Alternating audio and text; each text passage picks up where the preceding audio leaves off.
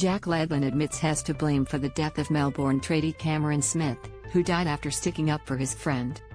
When Ledlin and his girlfriend called Smith's former girlfriend and still good friend Natasha Stroumos a dog and a fat bee, he told her she wasn't fat, she was sexy.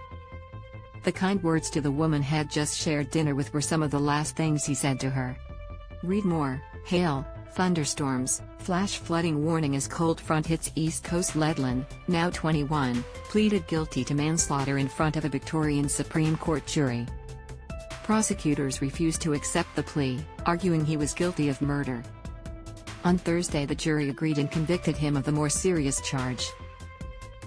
After dinner on November 25, 2020, Smith and Stroumos had walked toward the beach at Seaford to watch the sunset together.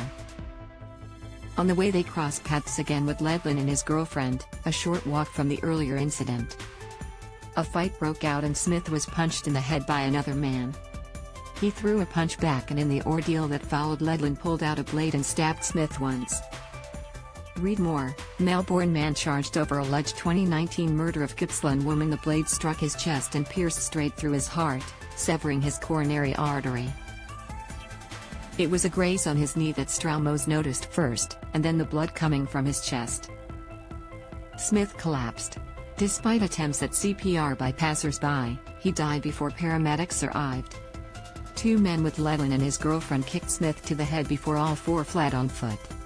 Read more: today's society is so shut off, sometimes you do literally need to ask, are you okay?